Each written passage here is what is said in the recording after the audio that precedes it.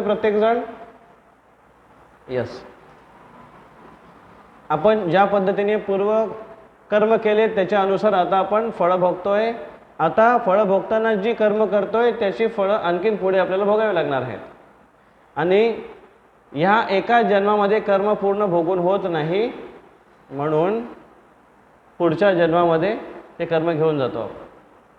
आणि अशा पद्धतीने अनेको जन्मांचे कर्म बंधनामध्ये आपण अटकतो. आणि हा एक जसा एक सूत किंवा धागा असतो तो जसा गुंतलेला असतो एकामध्ये.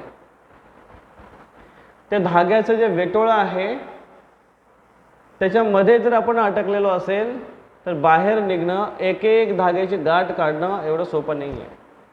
म्हणून जर त्याला कट केलं कैचीने त्या वेटोळ्याला तर बाहेर निघणं सोपं होतं.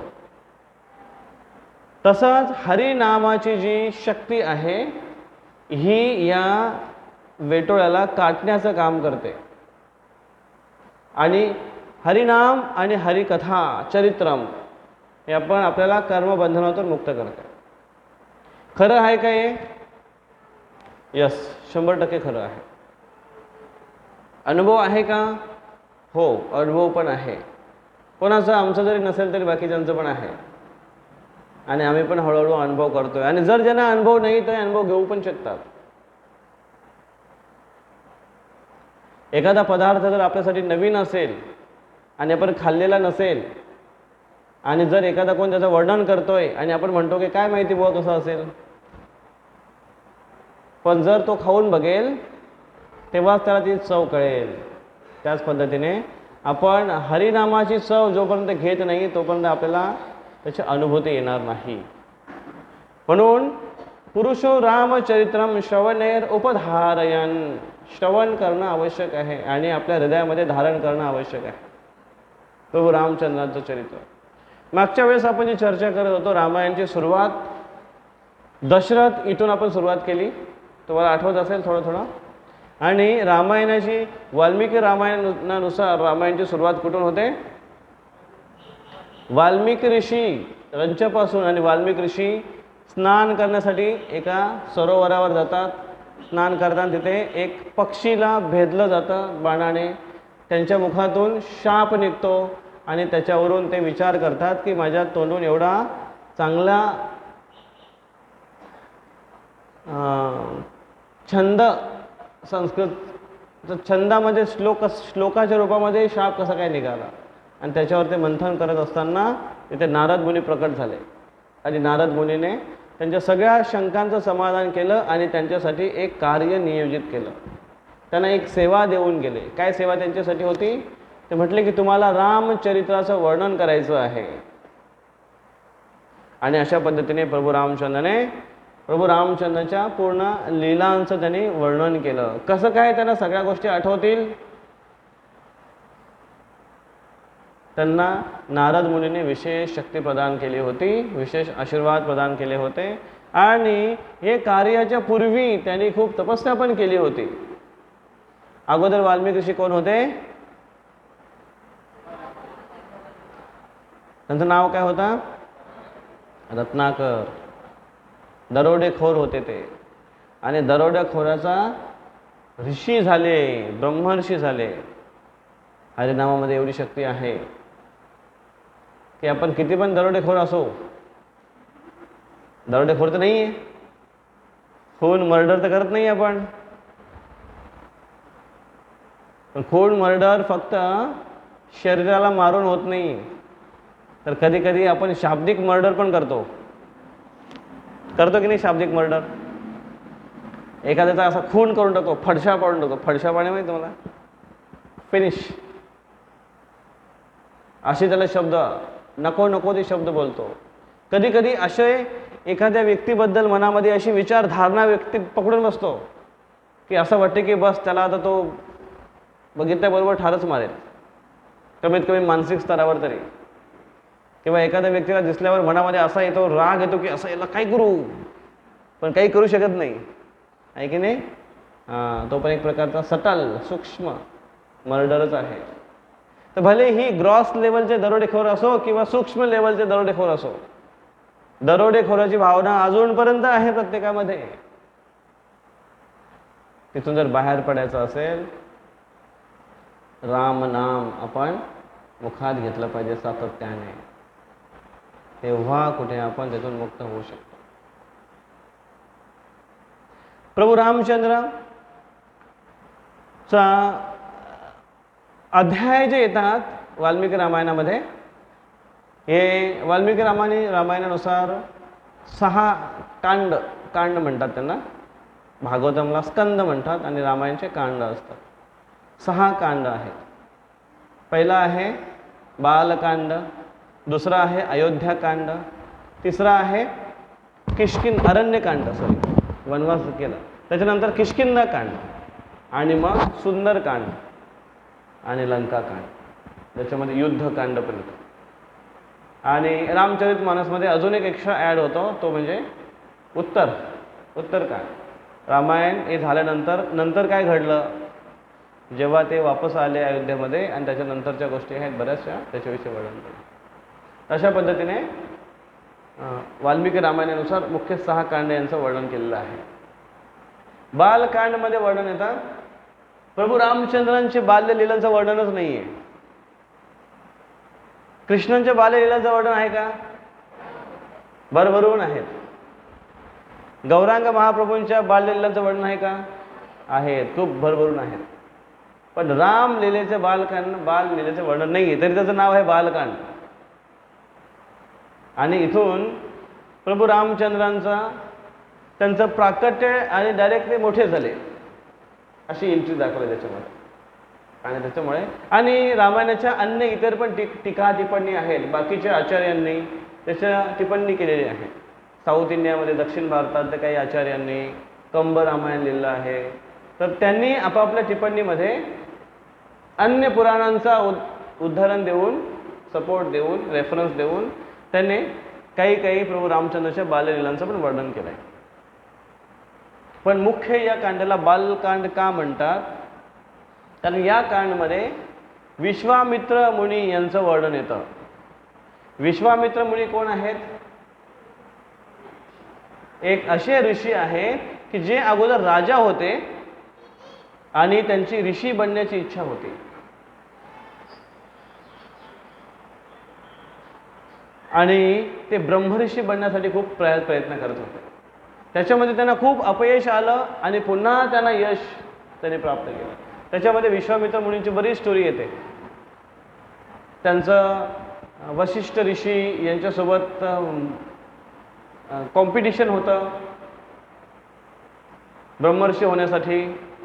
त्याच्यानंतर ते राज्य सोडून तपस्या करण्यासाठी गेले. तपस्या करताना बरीच वेळ तपस्या भंग झाली. कशामुळे? कोणी तपस्या भंग केली? एकदा मेनका आली आणि मेनकेने ती तपस्या भंग केली. तुम्हाला माहिती आहे सगळी स्टोरी, सर्वांनी ऐकलं असेल. मेनकेने तपस्या भंग केली. त्याच्यानंतर पुढच्या वेळेस ते फार दृढतेने बसले होते तपस्यासाठी. मग त्यावेळेस रंभा अप्सरा आली त्यांची तपस्या भंग करण्यासाठी. तर अशा पद्धतीने पुन्हा पहिल्यांदा कामने त्यांची तपस्या भंग केली, त्याच्यानंतर क्रोधाने तपस्या भंग झाली, पुन्हा तपस्येला बसले. असे त्यांचे अनेक वर्ष निघून गेले आणि शेवटी त्याने यश प्राप्त केलं आणि ते ब्रह्मऋषी बनले. आणि मग ब्रह्मऋषी बनल्यानंतर त्यांची सेवा एक होती की राम आणि सीता यांना दोघांना एकत्र मिळवणं, दोघांना एकत्र आणणं. ही सेवा अतिशय महत्त्वाची सेवा आहे की एखादा व्यक्ती भगवान आणि भगवंतांची शक्ती आणि शक्तिमान यांना जेव्हा एकत्र आणण्याचं कार्य करतोय तेव्हा भगवान अतिशय संतुष्ट होतात त्या व्यक्तीवर. पण एखादा जर अभक्त असेल तो भगवान आणि भगवानची शक्ती यांना वेगळं करण्याचा प्रयत्न करतो आणि भगवंताची शक्ती आपल्या सेवेसाठी लावण्याचा प्रयत्न करतो. भगवंतांच्या विविध शक्ती आहेत. पराश्य शक्तीर विविधैव श्रूयते, अनेक शक्ती आहेत. त्यातली ही जी शक्ती आहे भौतिक प्रकृती, हा निसर्ग ज्याला भौतिक प्रकृती म्हणतात, ही भौतिक प्रकृती आपण अभक्त जो असतो तो आपल्या सेवेसाठी, आपल्या भोग करण्यासाठी तिचा उपयोग करतो. आणि एखादा भक्त असेल भगवंतांचा, तो भगवंतांचीच प्रॉपर्टी, भगवंताची संपत्ती, भगवंताची शक्ती भगवंतांच्या सेवेमध्ये लावण्याचा प्रयत्न करतो. म्हणजेच शक्ती आणि शक्तिमान यांना एकत्र आणण्याचा प्रयत्न करतो. आणि एकत्र आणण्याची जो प्रयत्न आहे, जी सेवा आहे, ती भगवंतांना अतिशय प्रिय आहे. महाभारतामध्ये वर्णन येतं की युद्ध आता सुरू होणार आहे आणि कौरव पांडव आपापले सैन्य गोळा करत आहेत. आणि शेवटी कृष्ण द्वारकेला होते आणि कृष्णांची पण एक शक्ती होती, एक सेना होती, त्यांचं नाव होतं, खूप प्रसिद्ध सेना होती, त्यांचं नाव होतं नारायणी सेना. नारायणची नारायणी सेना अतिशय शक्तिशाली होती. आणि ती शक्ती, ती सेना एक अक्षयवटी सेना होती. ती मागण्याची इच्छा दुर्योधनाला सुद्धा होती. आणि म्हणून दुर्योधन सकाळी सकाळी पहाटे पहाटे, कधी मंगल आरतीला उठला नसेल तो आतापर्यंत, पण सेना मागण्यासाठी लवकर गेला तो अलार्म लावून. आणि सकाळी जाऊन कृष्ण जो झोपले होते कृष्णांच्या डोक्याजवळ बाजूला बसला. आणि नंतर अर्जुन सुद्धा आले कृष्णाकडून मदत मागण्यासाठी. आणि अर्जुन कुठे बसले?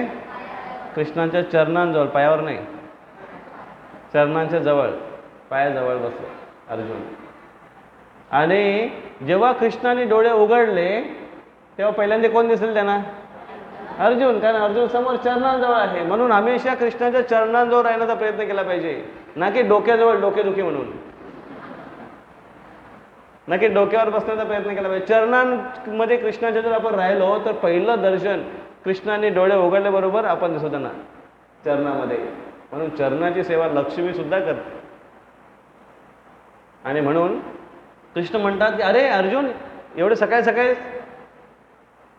तरी आलास, कसं येणं झालं? आणि दुर्योधन म्हणतो, हे केशव, मी अगोदर आलोय. तेव्हा कृष्ण वाटतो, अरे दुर्योधन तू सुद्धा आलास का? हो, पण पहिला मी तर अर्जुनला बघितलं, त्याच्यामुळे अर्जुनला पहिला मी विचारेन की तुला काय पाहिजे. दुर्योधन म्हणतो, नाही नाही नाही, असं कसं काय, माझ्यावर अन्याय आहे. ते बोलले, अरे असं म्हणतो मोठा आहेस, छोट्यांना अगोदर संधी दिली पाहिजे. आणि दुर्योधन आता बघत होता की काय अर्जुन मागतोय काय माहिती.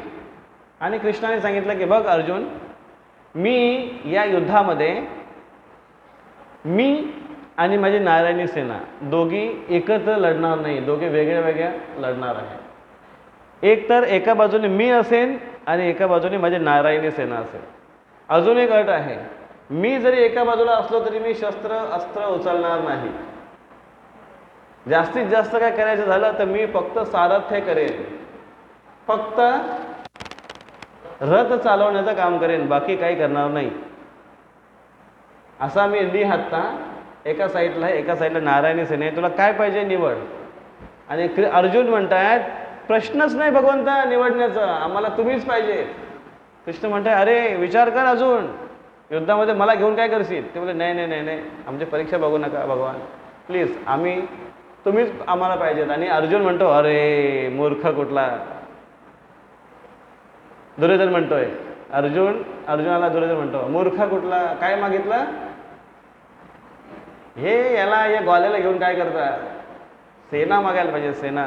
आणि दुर्योधन मग अतिशय खुश झाला. आणि दुर्योधन म्हणतो ठीक आहे भगवान, माझी अशी इच्छा होती की तुम्ही माझ्यासोबत यायला पाहिजे होता, पण आता ठीक आहे, अर्जुनाने पहिलं मागितलंय म्हणून अर्जुनाला मिळू द्या, मी सेना घेऊन जातो आपला. आणि मनातल्या मनात असा खुश होता तो, अरे वा, सेना मिळाली, सेना मिळाली, सेना मिळाली. आणि हे कृष्णाला मात्र नक्की माहिती आहे की हा व्यक्ती मला सोडून माझी शक्ती यूज करण्याचा प्रयत्न करतोय. आणि भक्त जे असतात अर्जुनासारखे, ते भगवंतांची शक्ती नको आहे त्यांना, भगवंत स्वतः पाहिजे. पण ते अतिशय चतुर असतात भक्त, कृष्ण भक्त बडा चतुर. कारण त्यांना माहिती आहे जिथे कृष्ण आहे तिथे शक्ती 100% असणार. आणि कृष्णाची शक्ती जर वेगळी घेऊन तिचा उपभोग करण्याचा प्रयत्न केला तर नाश झाल्याशिवाय राहणार नाही. ज्या पद्धतीने रावणाचा झाला, ज्याने सीतेला पळून घेऊन गेला. भगवंताची शक्ती स्वतःच्या सेवेसाठी, स्वतःच्या भोगसाठी उपयोग करण्याचा प्रयत्न केला आणि स्वतःचा नाश करून घेतला. अशा पद्धतीने भगवंताची शक्ती आणि भगवंत यांना एकत्र आणण्याचं कार्य केलं विश्वामित्राने. कसं? त्यांची एंट्री रामायणमध्ये होते आणि ताटका हिने खूप उपद्रव केला असतो. एक असुरीण होती, राक्षसीन होती आणि तिला मारण्यासाठी ते घेऊन गेले राम आणि लक्ष्मण यांना. आणि तिथून ते कार्य सिद्ध झाल्यानंतर ते जनकपुरामध्ये घेऊन गेलं राम लक्ष्मण यांना आणि तिथे सीता आणि राम यांचं मिलन करून दिलं. आणि मग ते आपली स्वतःची स्टोरी सांगतात. त्यांचा एक शिष्य असतो तिथे, सतानंद ज्यांचं नाव, ते आपल्या गुरूंची स्टोरी सांगतात. आणि हा पूर्ण इतिहास वर्णन रामायणमध्ये येतो की कसे विश्वामित्र मुनी छोट्या अवस्थेमधून, बाल्य अवस्थेमधून, कुठल्या भक्तीच्या सिद्धीच्या बाल्य अवस्थेपासून हळूहळू कधी पडतात उठतात, पडतात उठतात. असं लहान बाळ पडतं उठतं की नाही? आपण पण पडलेले नाही की नाही? आपण पण पडलेले. गुडघे बघा, गुडघ्यावर अजून पण डाग असतील, बरेच गुडघे फुटलेले असतील लहानपणी. तर पडतो उठतो, पडतो उठतो आणि मग चालायला लागतो. तसं प्रयत्न केला, पडले, तपस्या भंग झाली, पुन्हा उठले, पुन्हा पडले, पुन्हा उठले. अशा पद्धतीने एकदा स्थिर झाल्यानंतर शेवटी ब्रह्मर्षीचा स्तर त्याने प्राप्त केला. म्हणून बाल्य अवस्थेतून पुढे आले, म्हणून विश्वामित्रांच्या स्टोरीवरून त्याला नाव पडलं या अध्यायाला, या कांडाला बाल्यकांड. बाल्यकांडानंतर अयोध्येचं वर्णन येतं. अयोध्येचं काय वर्णन येतं की प्रभू रामचंद्रांना राज्याभिषेक. मग तो जेवढा काय पॉलिटिक्स, जेवढी काही ती गेम एका रात्रीमध्ये फिरली, सगळ्यांचं वर्णन येतं अयोध्या कांडामध्ये. आणि तिथून प्रभू रामचंद्र, राम लक्ष्मण आणि सीता तिघेजण वनवासाला निघाले. आणि जेव्हा ते वनवासाला निघाले तेव्हा सगळ्यात पहिले कुठल्या अरण्यामध्ये आले? चित्रकूट. कोण कोण गेले तुमच्यापैकी चित्रकूटमध्ये? हात वर करा. कोणीच नाही गेले? आपण एक यात्रा घेऊन जाऊ चित्रकूट. कोणाकोणाची इच्छा यायची? एवढे 4-5 भक्तांना घेऊन जाणार नाही मी. चित्रकूटला गेले आणि तिथून चित्रकूट पासून मग दंडकारण्य, नाशिक, पंचवटी याला म्हणतात. याचं वर्णन ज्याच्यामध्ये आहे त्याला म्हणतात अरण्यकांड. पहिला कुठला होता? बाल्यकांड. कसलं वर्णन आहे? विशेष करून विश्वामित्र मुनी आणि प्रभू रामचंद्र आणि सीता यांचं एकत्रीकरण, मिलन. दुसरा कांड अयोध्याकांड. अयोध्याकांडमध्ये कसलं वर्णन आहे? बरोबर बरोबर. काय? रामचंद्राचा राज्याभिषेक कॅन्सल आणि रामचंद्रांना वनवास, हे सगळं वर्णन येतं अयोध्याकांडमध्ये. त्याच्यानंतर जेव्हा ते वनवासात निघाले, कुठले येतं सगळ्यात पहिल्यांदी? चित्रकूट. आणि त्याच्यानंतर दंडकारण्य. याचं वर्णन कशामध्ये येतं? अरण्यकांड. त्याच्यानंतर अरण्यकांडमधून मग सीतेचं अपहरण होतं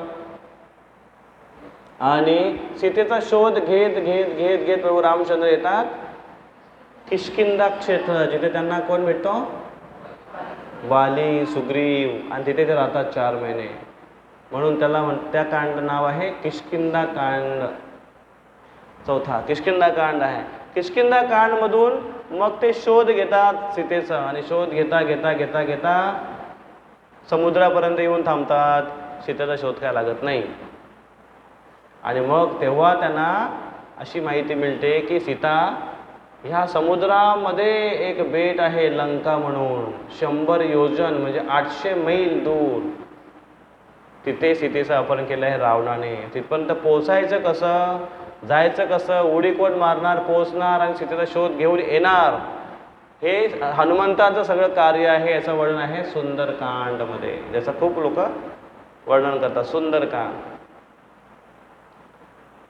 आणि मग माहिती घेऊन जेव्हा हनुमानजी येतात वापस रामचंद्रांकडे आणि मग आक्रमणाची तयारी होते आणि प्रभू रामचंद्र आक्रमण करण्यासाठी निघतात. समुद्र तटावर येतात, सेतू बांधून त्या साईडला जातात आणि भयानक युद्ध होतं. याचं वर्णन येतं लंका कांडमध्ये. किती कांड झाले? 6 पूर्ण रामायण संपलं. हरे कृष्ण. चला प्रसाद घ्या. प्रत्येक खंडाचं काय काय माहिती समजली आपल्याला की नाही? हा, आता आपण याची विस्तारित चर्चा करण्याचा प्रयत्न करू. आपण मागच्या वेळी चर्चा करत होतो ज्यामध्ये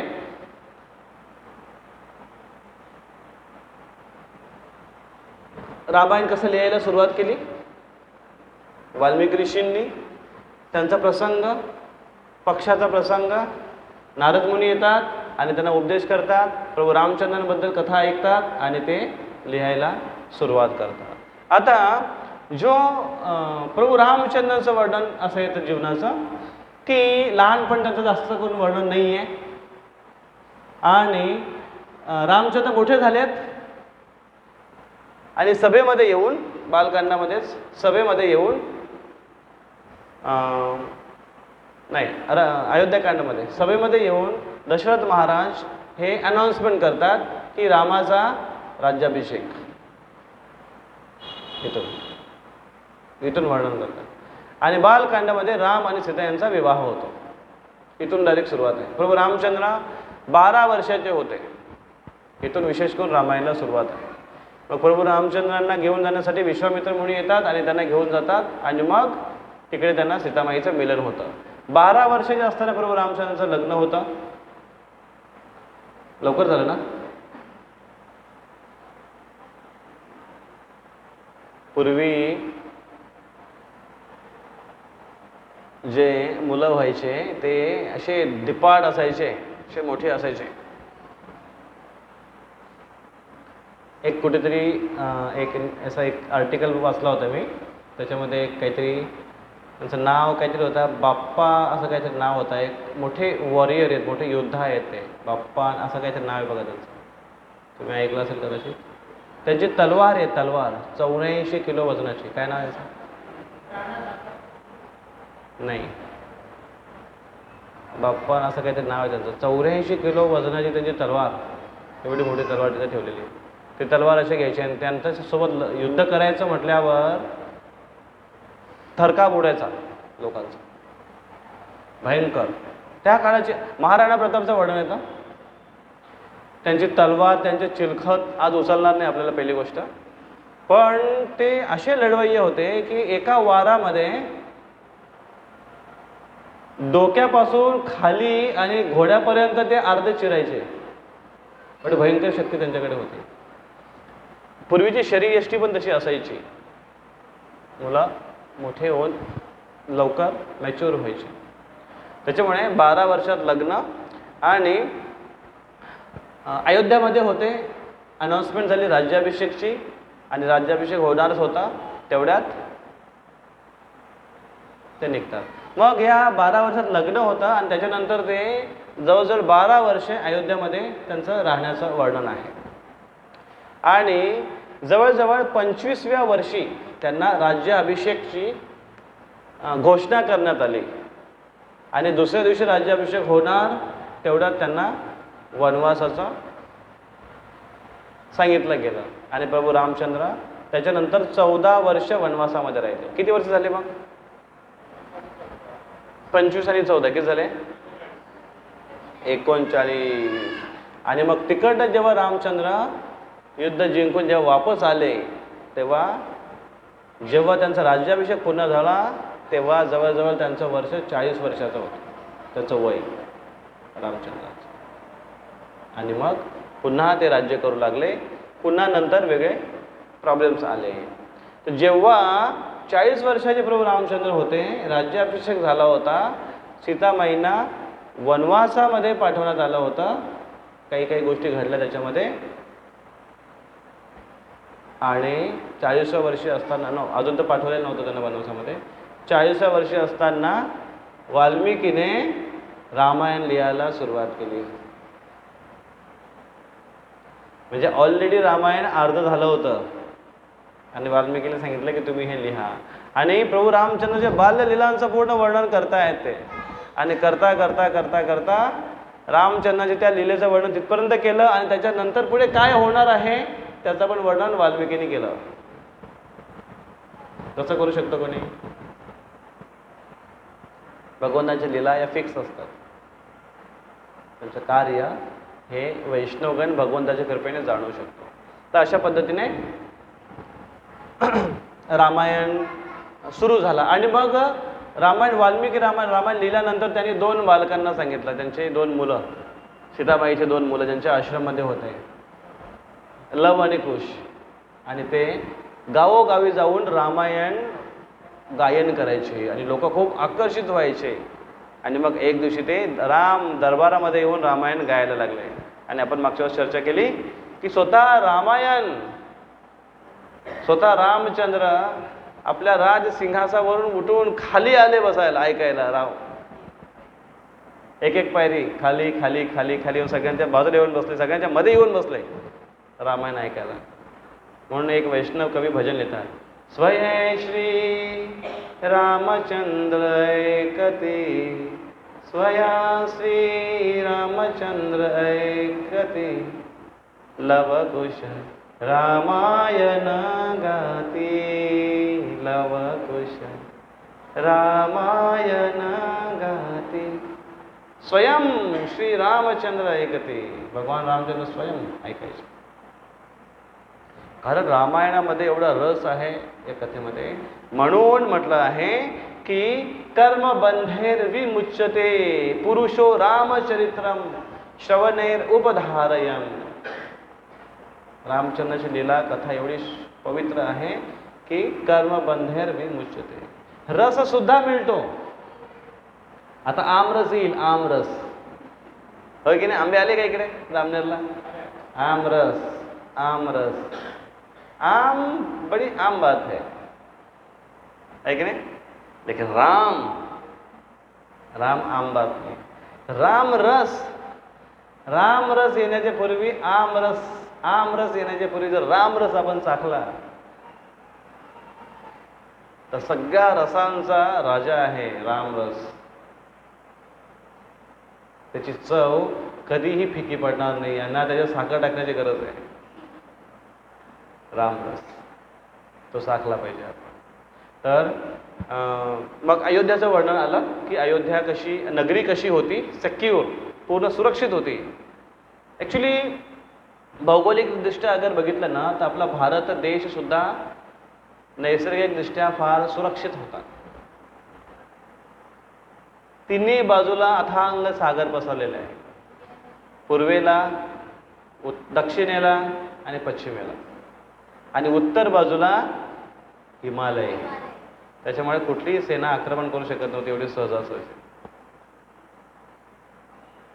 म्हणजे ही संस्कृती आहे भारताची, तिला बचाव करण्यासाठी नैसर्गिक किती प्रोटेक्शन आहे.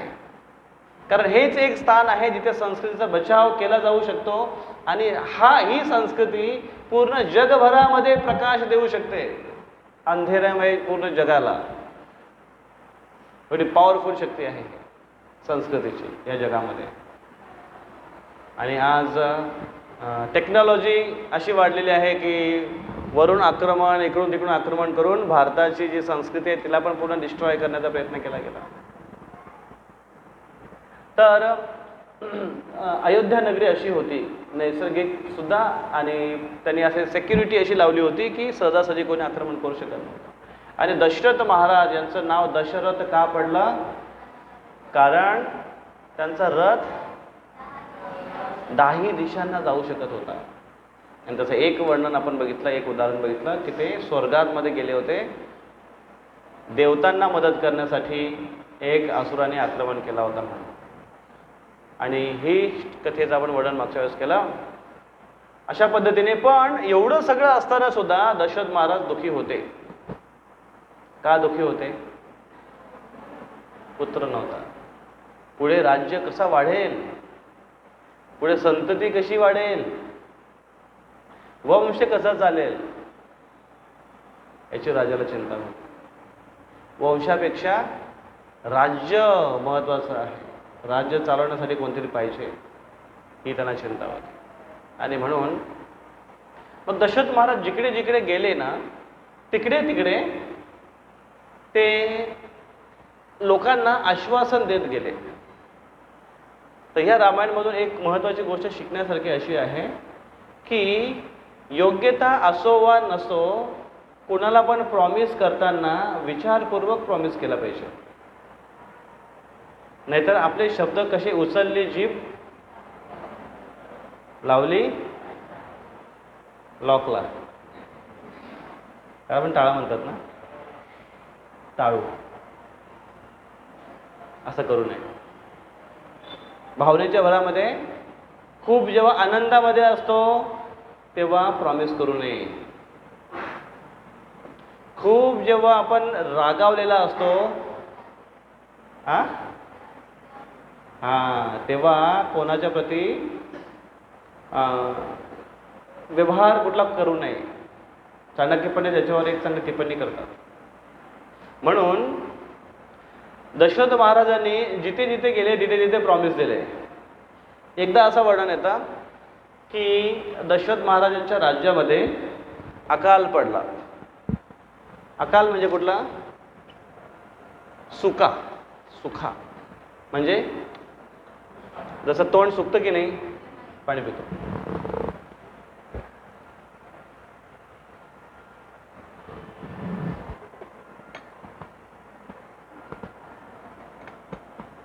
12 वर्ष सुखा पडला. 12 वर्ष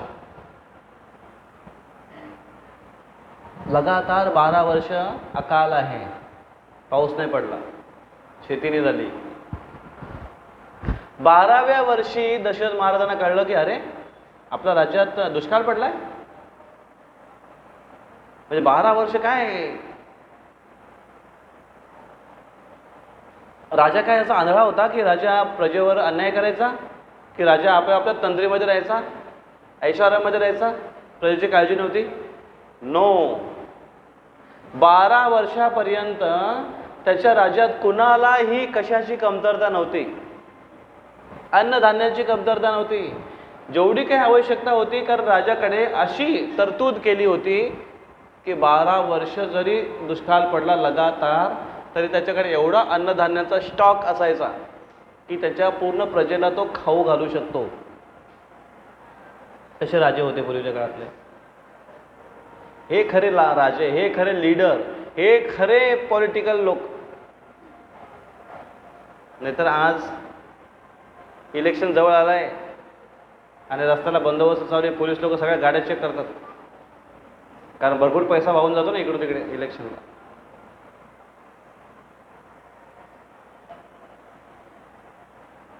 असे राजे असायचे पूर्वीच्या काळात. आणि 12 वर्ष कळलं नाही की राज्य, आणि त्यांना जेव्हा 12व्या वर्षी कळालं तेव्हा वाटलं की आपल्या राज्यामध्ये दुष्काळ पडलाय. का दुष्काळ पडला?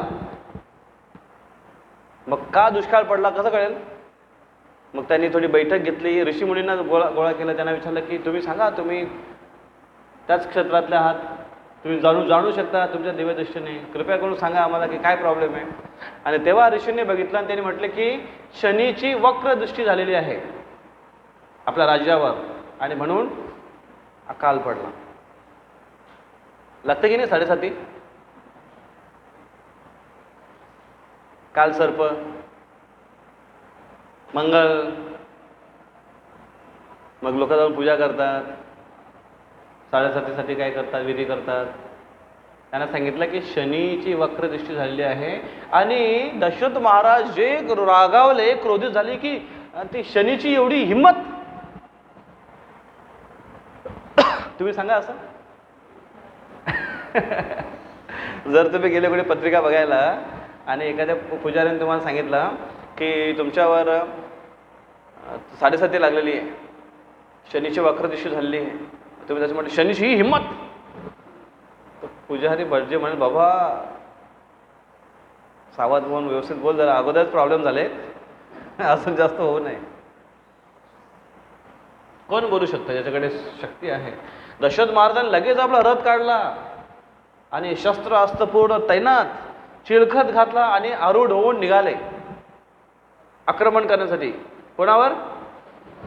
शनीवर. आणि रथ त्यांचा आकाश मार्गाने चालू लागला जोरात, आणि एवढ्या जोरात चालू लागला तुकडुक तुकडुक तुकडुक तुकडुक, आणि अक्षरशः शनीच्या जे क्षेत्र आहे शनी देवाचं, त्या क्षेत्रावर त्यांनी चालून गेले. शनींनी बघितलं की ह्या मनुष्याची हिंमत बघा किती, की तो माझ्यावर आक्रमण करतोय. म्हणजे अक्षरशः दाद द्यावी लागेल. जसं आता एखादा लहान मुलगा असेल आणि तो आला असं एकदम दादागिरी करत आला, काय बोललास तू मला, हा असं जर रागीत बोलायला लागला तर असतं. एखादा मोठा हट्टाकट्टा पेलवान असेल तो म्हणून की अरे क्या बात आहे, काय हिंमत बघायची आहे की नाही. आणि तो त्याचं कौतुकच करेल, वा वा छान, चांगलं चांगले जा घरी. तो का त्याची युद्ध करेल का? तर वाटतं काय एक झापड मारले तर कुठेतरी भिंतीला चिटकून जाईल तो. तर शनीने बघितलं की एवढी याची हिंमत, आणि शनीने त्याच्याकडे त्याला हसले आणि दुर्लक्ष केला. पण तरी पण त्यांचा रथ त्यांच्याकडे अजून जवळजवळ जायला लागला. तेव्हा शनीने त्यांच्याकडे फक्त अशी अजून वक्र असं फक्त एक दृष्टी टाकली. शनीची दृष्टी कशी पण टाको, वक्र असो की सीधी असो, ती वक्रच पडणार. अशी फक्त दृष्टी टाकली आणि त्या दृष्टीने दशरथाचा रथ उचलपुचल झाला, इम्बॅलेन्स झाला आणि दशरथ रथासहित खाली कोसळला, आकाश मार्गातून खाली कोसळला आणि जोराने खाली येतोय. आणि दशरथ ओरडतोय वाचवा म्हणून स्वतःच्या रक्षणासाठी. आणि वर आकाश मार्गामध्ये कोण आहे रक्षण करण्यासाठी. आणि जेव्हा दशरथ महाराजांची अशी अवस्था झाली तेव्हा एक खूप मोठा पक्षी, गीध पक्षी, खूप मोठा गीध. तुम्ही सगळ्यात मोठा पक्षी किती मोठा बघितलाय? तुम्ही असे पक्षी बघितलेत का जे अजून पण आहेत, की जे लहान लहान मुलांना अलगद उचलून घेऊन जातात? युट्यूबला तर बघितलं असतील कमीत कमी, बघितलेत? ते ससा, हरिण, प्राण्यांना पण उचलून घेऊन जातात. आणि एखाद्या जर त्यांच्या जंगलाच्या वस्तीमध्ये जर गेले तर तिथले पण लहान मुलांना सुद्धा उचलून घेऊन जातात. खातात ते अक्षरशः, चोचीने त्याला फाडून फाडून खातात, लचके तोडून तोडून खातात, जिवंत खातात पक्षी. हे तर आत्ता बघायला भेटतात कलियुगामध्ये. ही त्रेतायुगाची गोष्ट आहे. इथे खरोखर एवढे मोठे मोठे पक्षी असायचे. आणि एवढा मोठा गीध पक्षी त्यांच्या जेव्हा बघितलं की अरे, ते बघलं अरे हे तर दशरथ महाराज आहेत. दशरथ महाराजांना कोण ओळखत नव्हतं, सगळे ओळखायचे. आणि म्हणून त्याने आपला पंख असे सरळ पकडले दशरथ महाराजांच्या रथाच्या खाली. आणि दशरथ महाराजांचा रथ त्यांच्या पंखावर पडला. आणि पंखाचा पिसारा होता, त्याच्यामुळे एक सॉकअपसरचा त्यांना अनुभव आला, पंचिंगचं, बम्पिंगचं. आणि मग ते पुन्हा स्थिर झाले, पुन्हा रथावर आरूढ झाले आणि पुन्हा त्यांनी आक्रमण केलं. बघा किती हिंमत आहे. ही कशासाठी? माझ्या प्रजेची ही अशी हाल होते, मी कसं काय बघू शकतो? हे मी प्रजेचं रक्षण करायचं माझं कर्तव्य आहे आणि जोपर्यंत माझ्यामध्ये प्राण आहे तोपर्यंत लढेल, ही त्यांची भावना. हे नाही की मी दाखवून देईन ना, इगो प्रॉब्लेम नव्हता त्यांचा. आणि म्हणून पुन्हा त्यांनी आक्रमण केलं. आणि पुन्हा जेव्हा आक्रमण केलं तेव्हा शनिदेवाने खरोखर बघितलं की खरंच बाबा पठ्ठ्या मानावं लागेल त्याला. आणि त्याने खुश होऊन आशीर्वाद दिला दशरथ महाराजांना. ठीक आहे, मी खूप खुश झालो तुझ्या पराक्रमामुळे, युद्ध करण्याची गरज नाही, जा, माझे वक्र दृष्टी मी काढून घेतो, तुझ्या राज्यामध्ये सगळी सुजलाम सुफलाम सुबत्ता निर्माण होईल. आणि दशरथ महाराज आनंदाने वापस आले. पण जेव्हा आनंदाने वापस आले तेव्हा तो जो पक्षी ज्याने त्यांना अडवलं होतं, त्यांना रक्षण केलं होतं, त्या पक्ष्यांना भेटले ते आणि खूप खूप धन्यवाद दिले.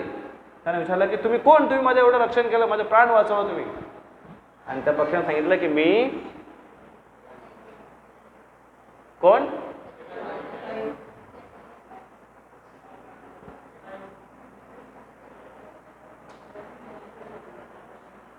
जटायू.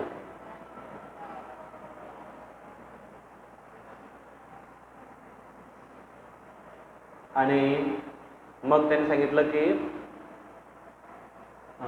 जटायूने सांगितलं की दशरथ महाराजांनी सांगितलं की माग जटायू माग, मी या प्रदेशाचा राजा आहे आणि तू माझं रक्षण केलं म्हणून माग, तुला जे पाहिजे ती मी देऊ शकतो, मी द्यायला तयार आहे, मी तुला प्रॉमिस देतो, तुला काय पाहिजे माग, माझं वचन आहे.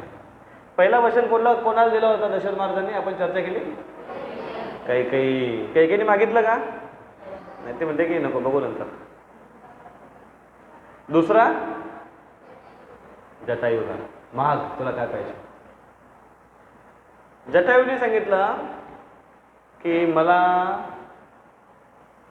मी पण निपुत्रिक आहे, मला पण मुलं नाही आहेत, तर तुम्हाला झालेला मुलगा तुम्ही मला अर्पण करा. तुमचा मुलगा हा माझा मुलगा असं मी ग्राह्य धरेन, तुमचा मुलगा तुम्ही मला प्रदान करा.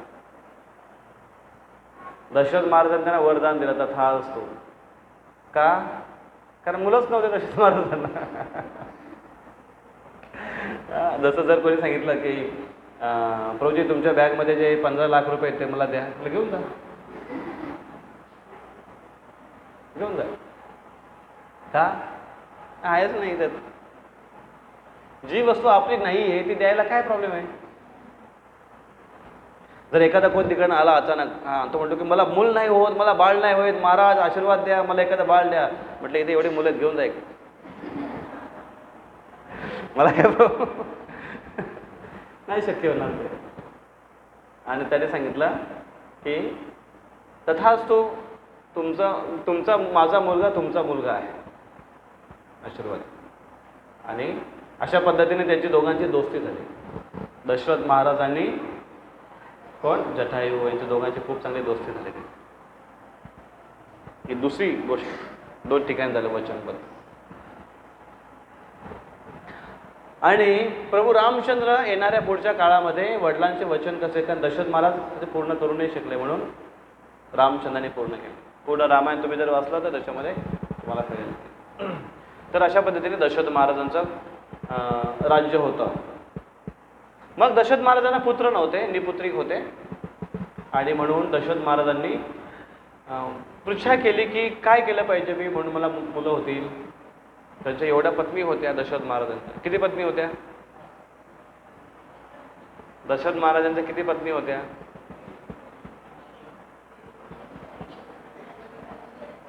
किती होत्या? मागच्या प्रोग्रामला कोण कोण होता? किती होत्या?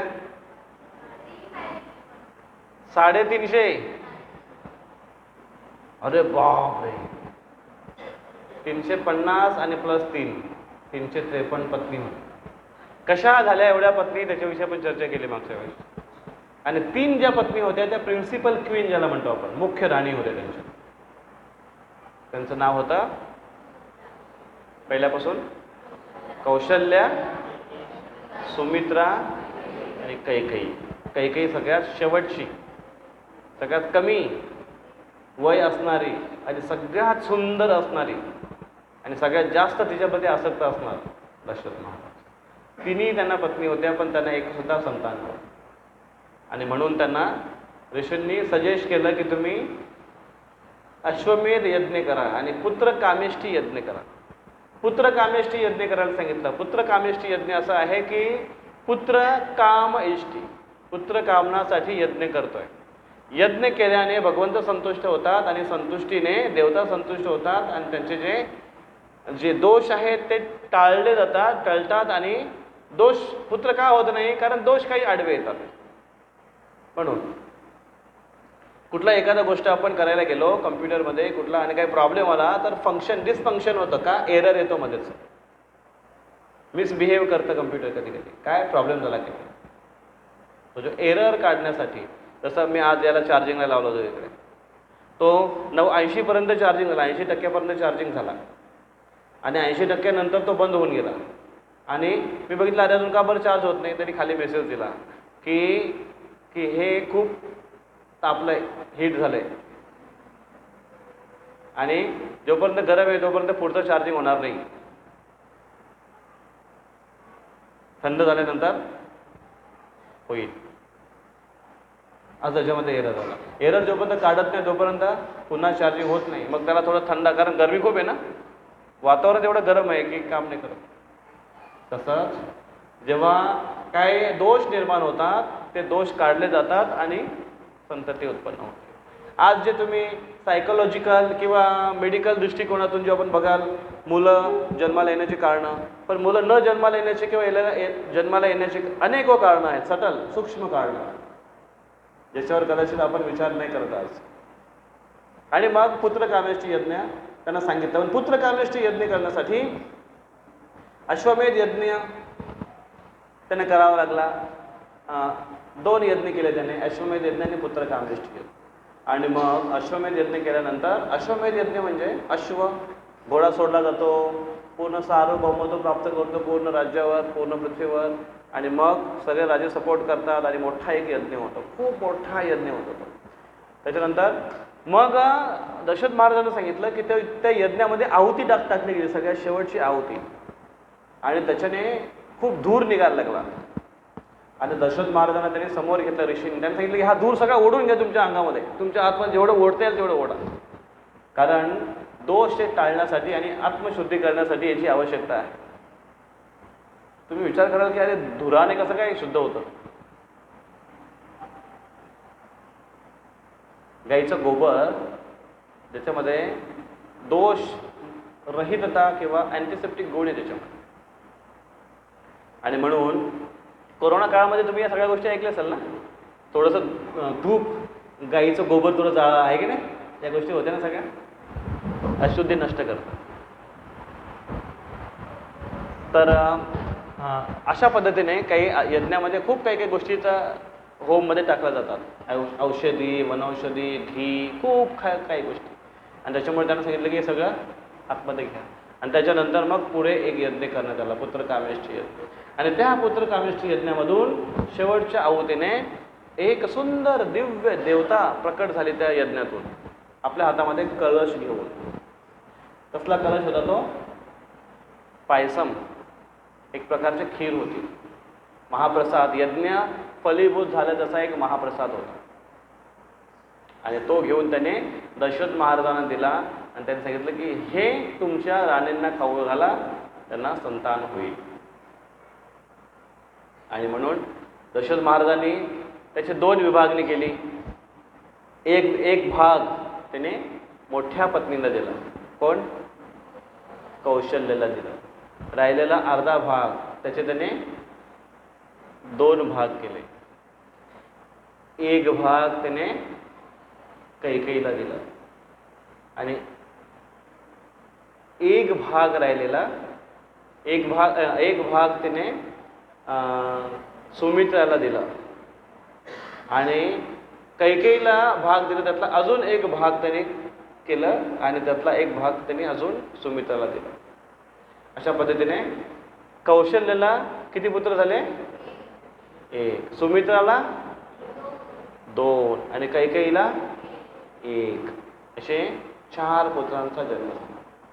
जेव्हा एक भाग करून सुमित्राला जेव्हा दिला गेला होता त्या पायसमचा, खीरचा, तेव्हा एक आकाशामध्ये विलक्षण वेगाने धावत येणारा, उडत येणारा एक पक्षी आला आणि त्याने आपल्या चोचीमध्ये त्याचा एक अंश त्या खीरचा घेऊन उडून पळून गेला तिथे.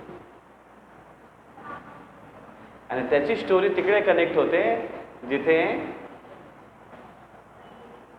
अंजना, हनुमंतांची आई अंजना, केशरी पत्नी, ही एका झाडाखाली बसली, वानरी होती, एका झाडाखाली बसून भगवंताची प्रार्थना करत होती, तपस्या करत होती, भगवंताची प्रार्थना करत होती की मला पुत्र व्हावा, जो भगवत भक्त असावा, असं मला पुत्र भगवान द्या, अशी ते प्रार्थना करत होते. आणि तो प्रसाद बरोबर तिला मिळाला. आणि तो प्रसाद ग्रहण केल्याबरोबर तिला एक, कारण तो अंश कोणाचा येतला होता? कौशल्या, ज्यांना राम नावाचा पुत्र झाला, त्यांचाच निस्सीम भक्त म्हणून पुत्र जन्माला आला, अंजनाच्या रूपाने, अंजनाच्या पुत्राच्या रूपाने हनुमान. तशा पद्धतीने मग यांना 4 मुलं झाले.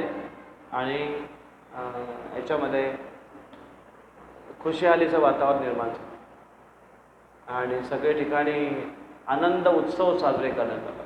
तो दिवस होता नवमीचा दिवस. नवीन वर्षाच्या पहिल्या 9व्या दिवशी त्यांचा जन्म झाला मुलांचा, रामचंद्रांचा, पहिला मोठा मुलगा रामचंद्र.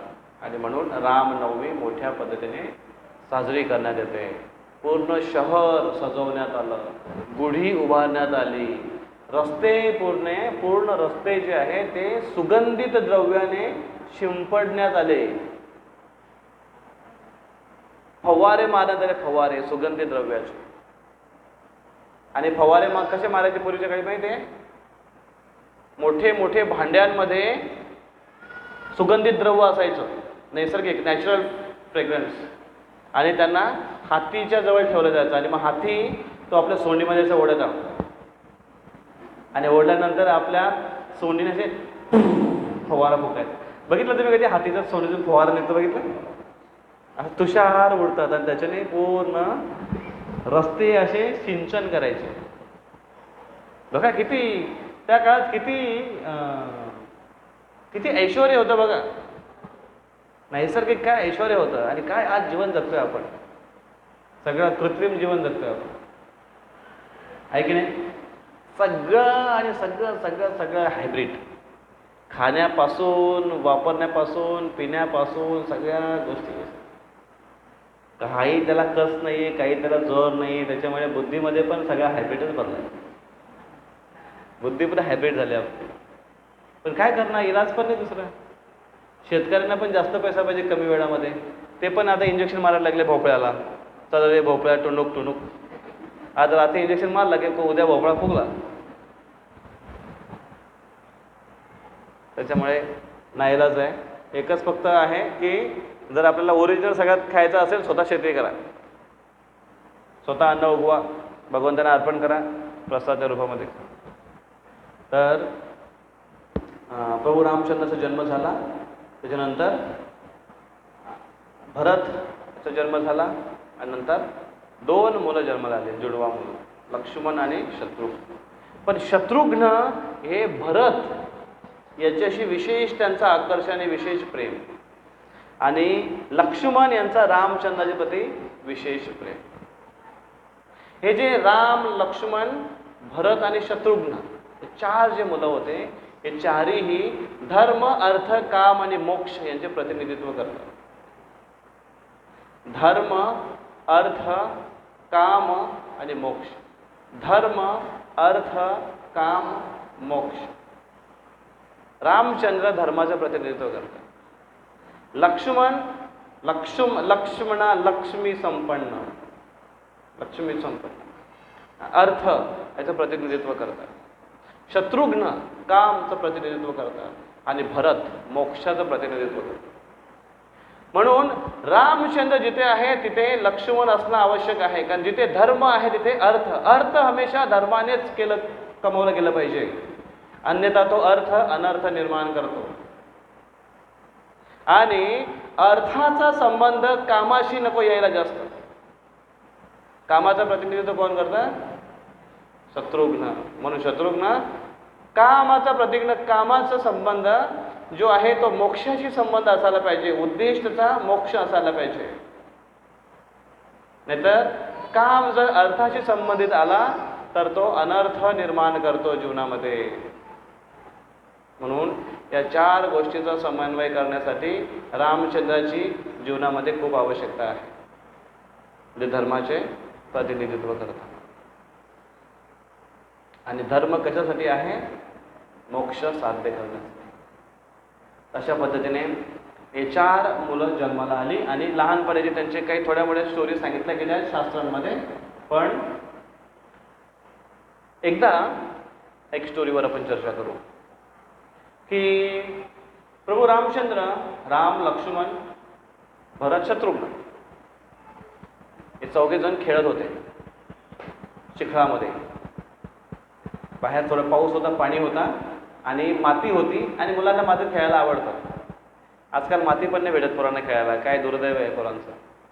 आम्ही नाशिकला एकदा होतो, इस्कॉन मंदिराच्या समोर थोडं कन्स्ट्रक्शन होतं, त्याच्यामुळे रेतीचा एक ढीग पडला होता.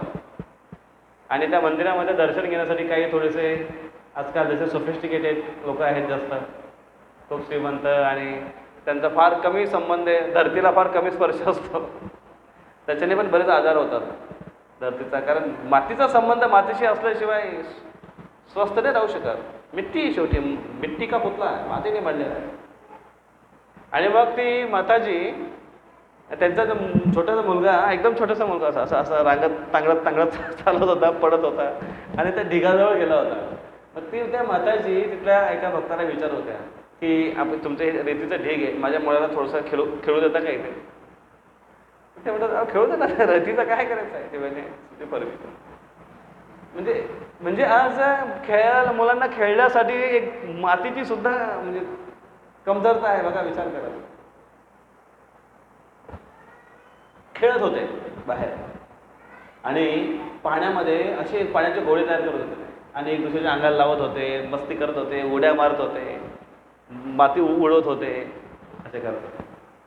मग मग त्यांची जी माता तिघी पण त्या कौशल्य सुमित्रा आले त्यांना बोलवायला की चला आता खूप माकडे तुम्ही खूप खेळले, आता चला चांगले कपडे घालायचे, आंघोळ करायची, चांगले कपडे घालायचे, जेवण करायचे, लंचचा टाइम झालेला आहे, राजभोग.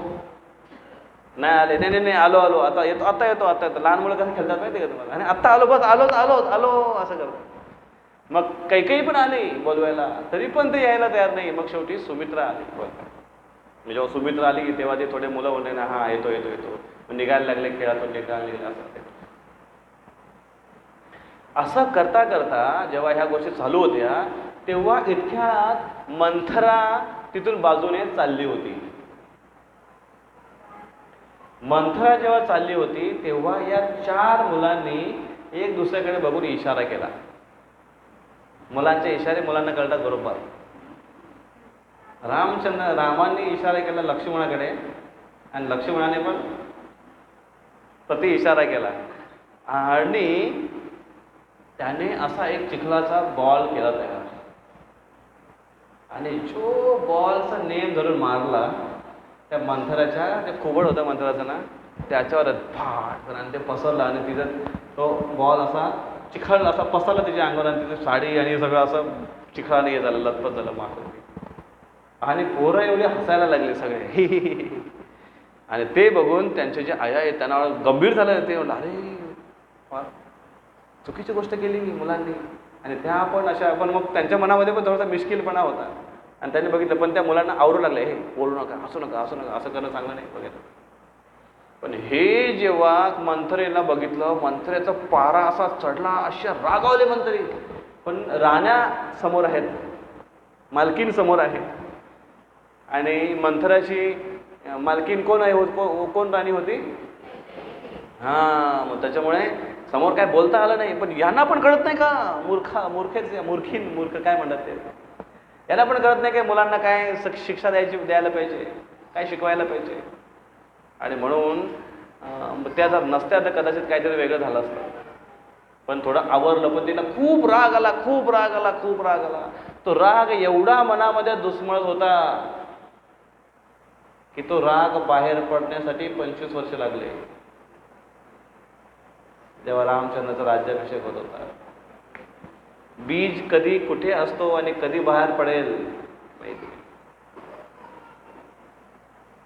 प्रभू रामचंद्र लहानपणापासूनच खूप चांगले धनुष्यबाणामध्ये एक्सपर्ट होते, म्हणून त्यांना रामबाण म्हणतात. खूप एक्सपर्ट होते. एकदा राम लक्ष्मण धनुष्यबाणाची प्रॅक्टिस करत होते आणि प्रॅक्टिस करता करता तिकडनं एक कोणतरी महिला चालली होती आणि परत राम लक्ष्मण यांनी दुसऱ्याकडे बघून इशारा केला आणि लक्ष्मणाने पण रामाकडे बघून इशारा केला आणि लक्ष्मणाने बाण सोडला आणि त्या महिलेच्या नाकामध्ये जी नथनी होती ते नथनीला बरोबर भेदलं. नाकातली नथनी भेदणं एवढं सोपं नाही आहे. पहिलं ते नाक पण दिसायला पाहिजे एवढं लांबून. आता बघ सगळ्यात मागे जे बसलेत त्यांना माझा नाक दिसतो का? दिसतो. नाकातला होल दिसतो का? नाही दिसत, कारण नाही आहे.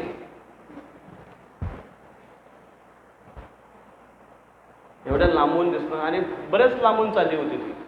तर त्यांनी अशी काय खोड्या केल्या थोड्याशा की त्यांनी मारलं आणि त्याच्यामुळे तिला एवढ्या वेदना व्हायला लागल्या. त्या लथनीचं असं ट्विस्ट केलं आणि ती खूप ओरडायला लागली त्यावेळेस आणि मी दोघे जण हसायला लागले. मग रामचंद्र बोलले नाही चांगलं नाही आहे. आणि म्हणून रामचंद्रांनी एक बाण मारला आणि परत ते अंडू केलं, कंट्रोल जे पुन्हा पहिल्यासारखं केलं. आणि मग दोघे जण हसायला लागले. आणि मग ती महिला खूप खुश झाली आणि त्याने आशीर्वाद दिला की वा खूप चांगलं, तुम्ही धनुर्धर बना पुढे. कारण एवढा धनुर्विद्या कोणाकडे आहे आज. अशा पद्धतीने प्रभू रामचंद्र लक्ष्मण यांच्या काही छोट्या तोरणात वर्णन येतं बाल्यलीलांचं. आणि मग राम लक्ष्मण जेव्हा मोठे झाले आणि त्यावेळेस त्यांच्या राज्यामध्ये सगळं काही कुशल मंगल चालू होतं, सगळं काही छानपैकी चालू होतं. आणि दशरथ महाराज त्यांचं खूप चांगल्या पद्धतीने संगोपन करत होते आणि सगळे खूप खुश होते. आणि राम म्हणजे सगळ्यांचा जीव की प्राण, सगळ्यांचा आवडता मुलगा राम. कैकेयी रामावर एवढं प्रेम करायची की आपल्या भरतवर सुद्धा एवढं प्रेम करत नव्हती ती, एवढं प्रेम ते रामावर करायची. आणि त्याला फुल कॉन्फिडन्स होता की राम असा कर्तबगार मुलगा आहे की हा सगळ्यांचा संरक्षण आणि सगळ्यांची काळजी घेऊ शकतो, एवढं प्रेम होतं. आणि जेव्हा सीता राम यांचा जेव्हा विवाह झाला, लग्न झालं, ही बातमी जेव्हा तिला कळाली तेव्हा ती एवढी आनंदी झाली कैकेयी की तिने आपला स्वतःचा राजमहल खास तिच्यासाठी दशरथाने बनवलं होतं. तो राजमहल तिने सीतेला गिफ्ट म्हणून देऊन टाकलं की तुमच्या नवीन जीवनाच्या संसारासाठी हा माझा राजमहल तुम्हाला गिफ्ट. एवढं प्रेम करायचं.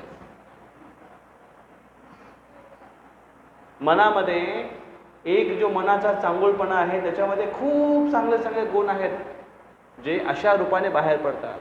पण जेव्हा त्याचा क्रुकेटनेस बाहेर येतोय, जेव्हा मंथरा नावाचं जे मंथन आतमध्ये जेव्हा होतं, जेव्हा कुबुद्धी जेव्हा बाहेर येते, तेव्हा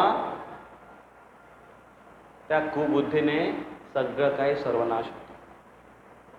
दुधाची जी खीर बनणार आहे खूप चांगली, त्याच्यामध्ये मंथरा नावाचा निंबू पिळला जातो आणि सगळं दूध फाटून जातं. म्हणून तो मंथरा नावाचा निंबू फक्त निंबू सर्वसाठी पिळा, दुधासाठी नको. हे शिक्षा आपण रामायणातून घेणं गरजेचं आहे. द्वेष ची जी भूमिका आहे, ईर्ष्याची जी भूमिका आहे, ती मंथराची भूमिका आहे. इतरांप्रती द्वेष आणि ईर्ष्येची जी भावना आहे ती नष्ट करण्यासाठी रामायणचं पुन्हा पुन्हा श्रवण करणं आवश्यक आहे. आणि जेव्हा आपण राम नामाचं पुन्हा पुन्हा श्रवण करतो, राम नामाचं जेव्हा जप करतो, तेव्हा ही ईर्ष्या नावाची जी मंथरा आहे ती हृदयातून जायला सुरुवात होते आणि आपलं स्वतःचं संरक्षण होत आहे. आणि म्हणून राम नामाचं जप नित्यतेने आपण केलं पाहिजे. आणि मग 12 वर्षाची जेव्हा होते प्रभू रामचंद्र, त्यावेळेस त्यांच्या राज्यामध्ये एक ट्विस्ट घडलं की विश्वामित्राचं आगमन झालं. विश्वामित्राचं जेव्हा आगमन झालं तेव्हा राज्यामध्ये सगळ्यात अगोदर तर गेटवर जेव्हा ते आले आणि वॉचमॅनने त्यांना अडवलं. वॉचमॅन म्हणजे कोण? पेहरेदार असतात ना, त्यांनी अडवलं त्यांना, कोण आहे तुम्ही, ऋषी आले. आणि तेव्हा त्यांचा शिष्टाचार होता सुद्धा की साधूंना अडवू शकत नाही किंवा अडवायचं नाही किंवा त्यांचा एक रिस्पेक्ट असायचा, तो होता त्यावेळेस. पण त्यांनी जेव्हा विचारलं आपला परिचय आणि यांनी सांगितलं की मी विश्वामित्र आहे, आणि ही न्यूज जेव्हा दशरथ महाराजांपर्यंत पोहोचली की विश्वामित्र मुनी गेटवर आहेत. दशरथ महाराज आपल्या राजसिंहासनावरून राज्यातून बाहेर निघून त्यांचं स्वागत करण्यासाठी गेटवर गेले. का? बाबा हे विश्वामित्र मुनी आहेत. जर जास्त काय क्रोध झाला आणि शाप देऊन टाकलं तर सगळं भलतं सलतं होतंय. आणि त्यांना खूप चांगल्या पद्धतीने स्वागत केलं, यथोचित स्वागत केलं, त्यांना आसन दिलं, पाद प्रक्षालन केलं, चांगलं राजसिंहासनामध्ये बसून त्यांच्या बाजूला आसन दिलं आणि विनंती करतात, हे गुरुवर्य, हे ऋषीवर्य, कृपया करून सांगा मी तुमची कुठल्या प्रकारची सेवा करू शकतो, मी काय तुमची सेवा करू शकतो, प्लीज मला सेवेची संधी द्या. विश्वामित्र म्हटले नाही ठीक आहे, आणि दशरथ महाराज म्हटले की नाही नाही नाही प्लीज प्लीज प्लीज प्लीज, तुम्ही कुठलीही सेवा सांगा मी करायला तयार आहे, मी तुम्हाला प्रॉमिस देतो. हा तिसरा प्रॉमिस. पहिला, दुसरा आणि तिसरा. जिथे जिथे प्रॉमिस केले न विचार करता तिथे तिथे प्रॉब्लेम मध्ये आले. आता जटायूला जो प्रॉमिस केला होता, तुमचा मुलगा माझा मुलगा हो, ठीक आहे. आता मुलगा झाला, मुलाची एवढी आसक्त आहे की मुलगा देण्याची विचारच नाही. जटायूने पण रिक्लेम केला नाही किंवा कोर्टात काय दावा केला नाही त्याने. पण इथे जेव्हा त्यांनी असं म्हटलं की मला तुमची सेवा करण्याची संधी द्या, मी प्रॉमिस देतो तुम्हाला, तुम्ही जे मागाल ते द्यायला तयार आहे. आणि तेव्हा विश्वामित्र मुनी म्हटले मला तुमचे 2 मुलं पाहिजे, राम आणि लक्ष्मण. मुलं पाहिजेत म्हणजे एक मिशन आहे. मिशन ये ताटका, मिशन ये ताटका वध. ताटका नावाची एक असुरीण होती, तिचे 2 मुलं होते, मारीच आणि सुबाहू. हे तिघांची जी पलटण होती, हे तिघांनी खूप आतंक निर्माण केला होता, टेररिस्ट होते ते. आणि त्या क्षेत्रामध्ये ऋषीमुनी जेव्हा पण यज्ञ करायला जायचे, यज्ञ संपन्न व्हायला यायचं आणि हे येऊन त्याच्यामध्ये मलमूत्र विसर्जन करायचे, यज्ञ नष्ट करायचे, उद्ध्वस्त करायचे. आणि म्हणून विश्वामित्र मुनी ते यज्ञ रोखण्यासाठी किंवा त्यांचा हा उत्पात रोखण्यासाठी इथे आले होते दशरथ महाराजांकडे. तर दशरथ महाराजांनी म्हटलं की हाच प्रॉब्लेम आहे ना, मी स्वतः येतो माझ्या सहस्त्र सेनेसोबत, मी येतो सोबत. पण जेव्हा त्यांनी नाव घेतलं की मारीच, सुबाहू आणि ताटका, तेव्हा दशरथ पण घाबरला. दशरथला पण घाम उठला की यांना मारण्याचं धाडस तर कोणामध्ये पण नाही. त्याच्यामुळे दशरथ महाराजांनी म्हटलं की तरी पण हे लहान मुलांना तुम्ही काय घेऊन जाताय, हे आत्ताच 12 वर्षाची पोरं आहे, आत्ता त्याचे दुधात पडले, यांना तुम्ही काय घेऊन जाताय, प्लीज घेऊन नका जाऊ, मी येतो तुमच्यासोबत. असं ते खूप आग्रह करू लागले. आणि मग विश्वामित्र मुनी त्याच्यावर थोडे रागावले की तुम्ही मला प्रॉमिस केलेलं आहे आणि तुम्ही ते प्रॉमिस तोडू नाही शकत. आणि तेव्हा वशिष्ठ ऋषीने सांगितलं की ज्या पद्धतीने त्यांची इच्छा आहे ते होऊ दे. आणि इथून राम आणि लक्ष्मण घरातून बाहेर पडले. जे एक दशरथ महाराजांचं जे एक छत्रछाया होती, जे एक विशाल वटवृक्ष आहेत दशरथ महाराज, ज्यांचं राज्यांची महिमा कोण्या कोण्यामध्ये होती, कोपऱ्या कोपऱ्यामध्ये होती, तोपर्यंत जोपर्यंत रामचंद्र त्यांच्या छत्रछायेखाली होते, रामचंद्रांची ख्याती अयोध्येच्या बाहेर नव्हती. म्हणून म्हणतात की एका वटवृक्षाच्या छायेखाली दुसरा वटवृक्ष नाही होऊ शकत. दुसऱ्या वटवृक्षाला तशीच धूप, तसाच ऊन वारा पाऊस सहन करून त्याला वाढावं लागतं आणि मग त्याचा एक विशाल वृक्षामध्ये रूपांतर. म्हणून tough time creates good person. भयानक परिस्थिती असते, त्याच्यातून एक चांगलं व्यक्तित्व प्रकट होतं. पण जेव्हा एखादा चांगलं व्यक्तित्व प्रकट होतं, गुड पर्सन क्रिएट सिंपल एक एक एक चांगली परिस्थिती निर्माण करत होतो. एक कठीण परिस्थितीतून एक चांगला पुरुषार्थ निर्माण होतो. पण चांगला पुरुषार्थ निर्माण झालं त्याच्याने एक सुखावह परिस्थिती निर्माण होते. पण त्या सुखावह परिस्थितीमध्ये परत तसाच प्रकारचा व्यक्तित्व निर्माण होत नाही, कारण छत्रछाया आहे. म्हणून त्यांचं शौर्य बाहेर पडण्यासाठी रामचंद्र आणि लक्ष्मणला ते बाहेर घेऊन जात होते. म्हणून साधूंचा जेव्हा इंटरव्हेन्शन होतं, आपल्या जीवनामध्ये हस्तक्षेप होतो, तो फायद्यासाठी असतो. पण सुरुवातीला असं वाटतं की अरे माझ्या हृदयाचा भाग काहीतरी खेचला जातो की काय, माझी प्रॉपर्टी हिरावून घेतली जाते की काय, माझे स्वतःचे आपतेष्ट बाहेर नेले जातात की काय, मी लुटलो जातो की काय, ही भीती निर्माण होते. पण वास्तविक तसं नसतं, कारण साधूंचं एकमेव कार्य असतं की त्या व्यक्तीची मदत करणं.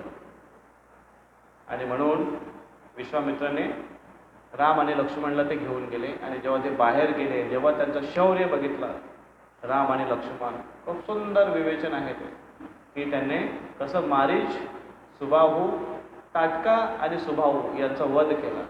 आणि मारीचला त्यांनी असा बाण मारला रामचंद्राने की तो मारीच 100 योजनपर्यंत दूर आकाशामध्ये फेकला गेला त्या बाणासोबत आणि समुद्रात जाऊन पडला बेशुद्धी अवस्थेमध्ये आणि तरंगत तरंगत तरंगत किनाऱ्यावर लागला होता. पुढे लंकेची. असा प्रभू रामचंद्राचा रामबाण. तर प्रभू रामचंद्राची अतिशय सुंदर कथा आहे ही. आपण फक्त एक थोडंसं टच केलं फक्त श्रीमद रामायणला. आणि तुम्ही जर हे वाचलं रामायण, एक रामायण जर तुम्हाला अजून विस्तारित जर अभ्यास करायचा असेल तर एक शुभविलास दास एक भक्त आहेत, खूप चांगलं त्यांनी लिहिलं आहे.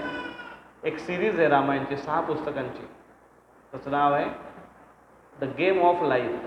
त्याचं नाव देतं द गेम ऑफ लाईफ. रामायणची 6 खंडामध्ये त्यांनी 6 कांड वर्णन केले आणि सिरीजचं नाव दिलं द गेम ऑफ लाईफ. त्याच्यातून जीवनाचे लेसन्स आपण शिकू शकतो म्हणून त्यांनी तसं नाव दिलं. खूप सुंदर आहे ते विवेचन, तरी तुम्ही वाचू शकता. मराठीमध्ये नाही अजून, इंग्रजीमध्ये आहे आणि हिंदीमध्ये अवेलेबल आहे. तर अशा पद्धतीने रामचंद्राचं स्मरण करून आपण रामायण जो रामनवमी जो साजरी करण्याचा प्रयत्न करतो आहे इथे. तर रामचंद्राच्या संतुष्टीसाठी आपलं जीवन यापन केलं गेलं पाहिजे, यासाठी आपण प्रयत्न केले पाहिजे, जेणेकरून प्रभू रामचंद्राची संतुष्टी, रामचंद्राचा आनंद आणि आपल्या जीवनाची सार्थकता. प्रभू रामचंद्र तुम्ही जर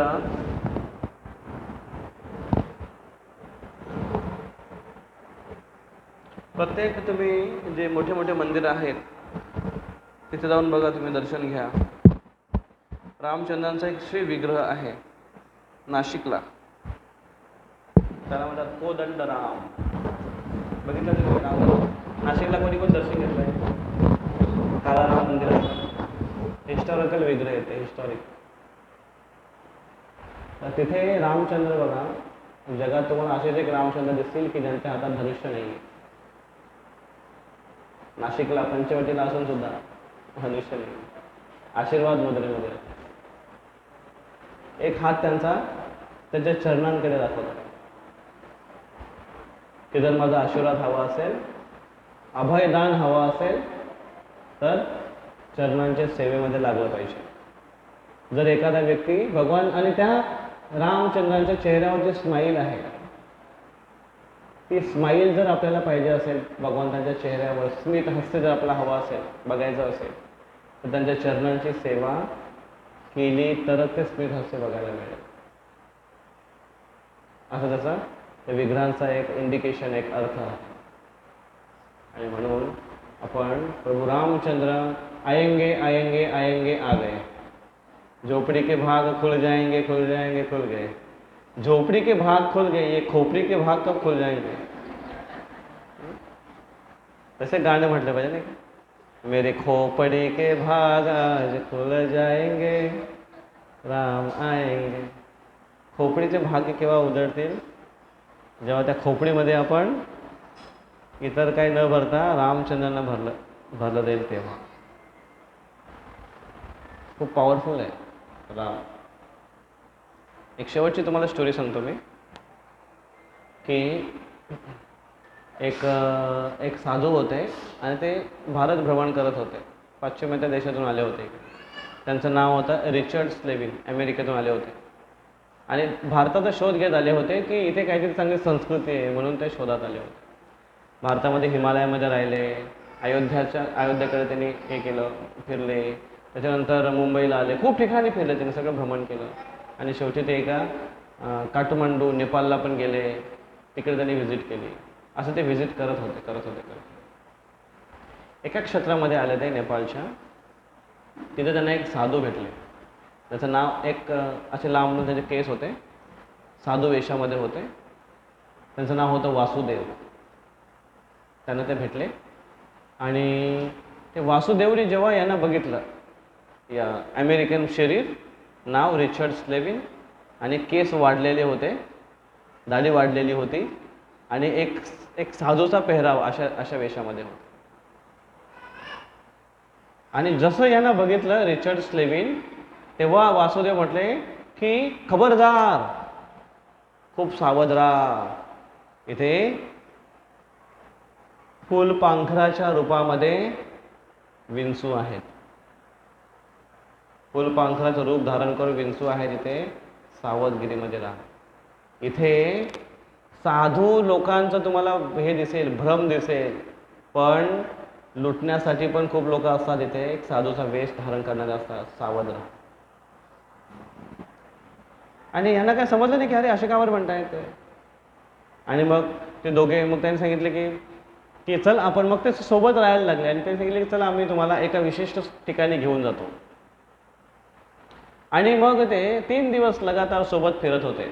एक हिस्टॉरिकल एक जागा होती, ऐतिहासिक, एक विशेष मोठा दगड होता, त्या ठिकाणी ते घेऊन गेले, दर्शन केलं त्या ठिकाणी, आणि मग बसून ते चर्चा करत होते. आणि मग त्या चर्चेमध्ये हा वासुदेव त्यांना सांगू लागला की मला माझ्या मनातल्या काही गोष्टी मी तुला सांगू इच्छितो, सांगू का? रिचर्ड म्हटलं की ठीक आहे सांगा.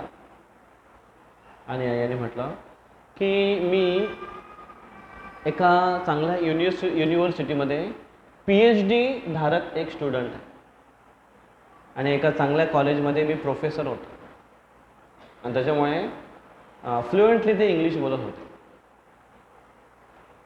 पण आता यांच्याशी बोलताना इंग्लिशच बोलावं लागेल ना, अमेरिकन होते म्हणून. आणि मी माझा एक स्वतःचा चांगला जॉब होता, माझा एक चांगला ऑफिस होता, आणि सगळं काय व्यवस्थित चालू होतं. माझं एक स्वतःचं घर होतं, माझी आई होती. एक वेळेस अचानक 2 साधू माझ्या ऑफिसमध्ये आले, आणि मला ते बोलू लागले की त्यांचा मार्ग, त्यांचा कल्ट, त्यांची शिक्षा, या गोष्टी सांगू लागले. आणि हळूहळू त्यांचा येण्याचा जो क्रम आहे तो वाढायला लागला. यांना ह्या गोष्टी आवडत होत्या, कारण हे पण थोडे धार्मिक होते. मग एकदा त्या साधूने सांगितलं की तुम्ही आमच्या गुरूंना एकदा भेटा, आमच्या गुरूंची इच्छा आहे की तुम्हाला भेटायचं. मग यांनी म्हटलं ठीक आहे. मग यांनी वेळ काढून त्यांच्या गुरूंना ते भेटायला गेले. मग एकदा त्यांना भेटले, आणि भेटल्यानंतर त्यांची जी चर्चा सुरू झाली, आणि यांनी त्यांना प्रपोज केला त्यांच्या गुरूंनी की तुम्ही माझे शिष्य बना, दीक्षा माझ्याकडून स्वीकार करा, माझे शिष्य बना तुम्ही. आणि यांनी बघितलं की अरे अचानक तुम्ही शिष्य सांगताय, तर मला थोडं वेळ द्या, असं त्यांनी सांगितलं. आणि मग जेव्हा वासुदेव जेव्हा रिटर्न आले, तेव्हा ते खूप विचार करू लागले की कोणाकडून मला दीक्षा घ्यायची, पण त्यांचं बॅकग्राऊंड काय आहे, कोण आहेत ते, त्यांचं शिक्षा काय आहे, त्यांचं कनेक्शन काय आहे, कुठून, ह्या सगळ्या गोष्टी त्यांनी चौकशी केली खूप. आणि खूप चौकशी केल्यानंतर त्यांना कळालं की हे एक ब्लॅक मॅजिक करणारे एक तांत्रिक आहेत, काळी विद्या आहे त्यांच्याकडे. मॅजिक ह्या 2 प्रकारचे असतात, एक ब्लॅक मॅजिक आणि व्हाईट मॅजिक. जसा पैसे 2 प्रकारचे असतात, black money and white money. White money काय व्हाईट नसतो, आणि ब्लॅक काय ब्लॅक नसतो, मनी मनीच असतो. पण व्हाईट आणि ब्लॅक अशी कॅटेगरी असते. जसं शक्ती ही ब्लॅक, मॅजिक ही मॅजिक आहे, ती ब्लॅक नसते किंवा व्हाईट नसते. तिचा उपयोग कशासाठी करतो त्याच्यावर अवलंबून आहे ब्लॅक आणि व्हाईट. चांगल्या कामासाठी वापरले जाते त्याला व्हाईट मॅजिक म्हणतात. वाईट कामासाठी, स्वतःच्या स्वार्थासाठी, दुसऱ्यांना लुबाडण्यासाठी केली जाते, त्याला म्हणतात ब्लॅक मॅजिक. दुसऱ्याला वशीकरण करण्यासाठी केली जाते. आणि तेव्हा त्यांना कळलं की बाप रे, असं याचा बॅकग्राऊंड आहे. आणि म्हणून त्यांनी ते रिफ्यूज केलं. ही त्यांची स्टोरी सांगत होते ते यांना. मग रिचर्ड म्हटले की बरं झालं तुम्ही सुटले त्याच्यातून, मग आता काय टेन्शन आहे तुम्हाला. ते म्हणतात आता तर स्टोरी सुरू होते की जेव्हा मी त्यांना नकार दिला की नाही मला घ्यायची दीक्षा, तर तेव्हा ते पुन्हा पुन्हा त्यांच्या शिष्यांना माझ्याकडे पाठवायला लागले, आणि पुन्हा पुन्हा मला हॅरॅस करायला लागले. आणि मी जेव्हा त्यांना नाही सांगितलं, तेव्हा त्यांनी मला ताकीद दिली की जर तू माझा शिष्य स्वीकार करत नाहीस, तर तुझं जीवन उद्ध्वस्त करण्याची मी तुला गॅरंटी देतो. विचार कर.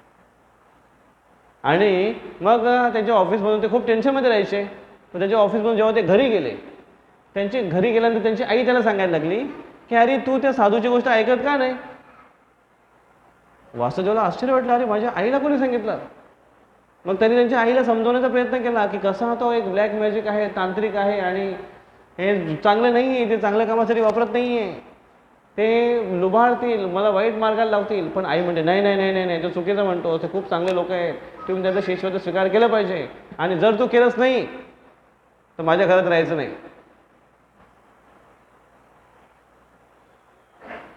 आणि त्याला एकदम आश्चर्य वाटलं की असं कसं काय होऊ शकतं. आणि तो वासुदेव मग त्याच्यानंतर आपल्या जॉबवर गेला, ऑफिसमध्ये गेला. घरात थारा नाही, ऑफिसमध्ये गेला. ऑफिसमध्ये गेल्यानंतर त्याच दिवशी त्यांच्या बॉसने त्याला फायर केलं. त्यांच्या काही चुका काय बघून त्याला असं हे केलं की त्याला कामावरून काढून टाकलं लगेच. आणि याला सगळा प्रभाव जाणवत होता की तो गुरु कशा पद्धतीने या लोकांकडून त्यांना असं वशीकरण करत होता आणि त्याला हॅरॅस करत होता. आणि मग याची दाद म्हणून त्याने पोलिसाकडे गेला वासुदेव आणि पोलिसांनी सांगितलं की हे असं माझ्या मागे घडलंय आणि अशा पद्धतीने माझ्यावर ब्लॅक मॅजिक करण्यात आलेली आहे आणि मला माझ्या घरापासून, माझ्या ऑफिसपासून, जॉबपासून मला जॉबलेस केलं, मला होमलेस केलं. प्लीज तुम्ही याची दखल घ्या. तेव्हा पोलिसांनी सुद्धा त्याला वेड्यात काढलं आणि त्याला तिथून बाहेर हाकलून दिलं.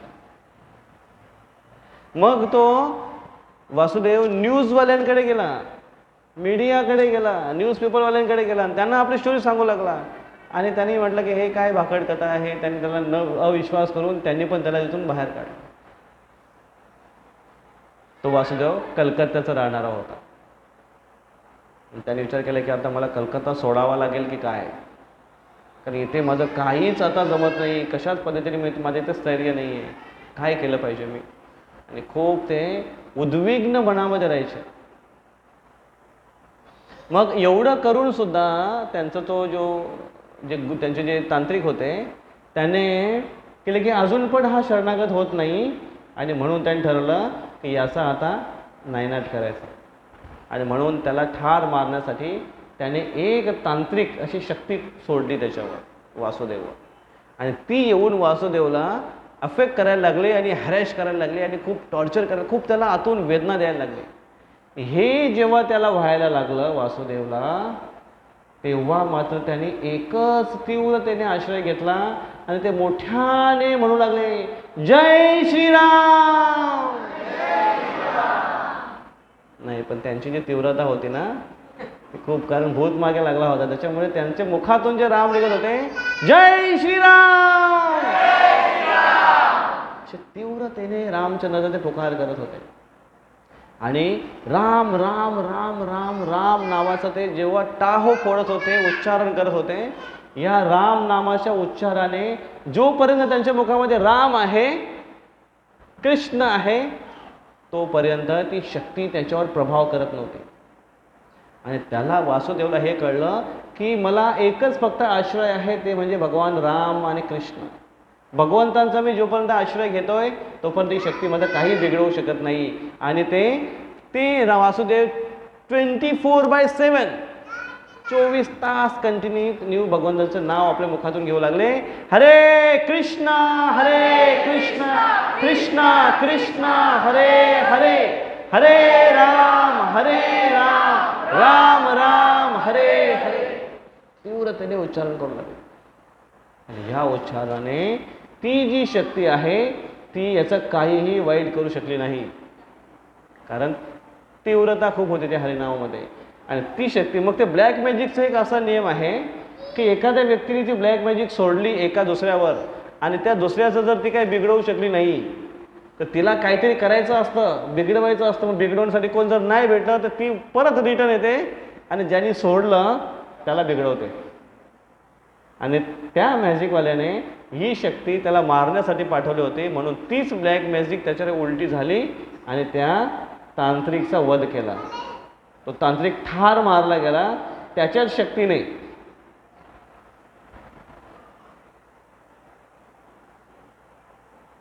आणि रामचंद्राचे भक्त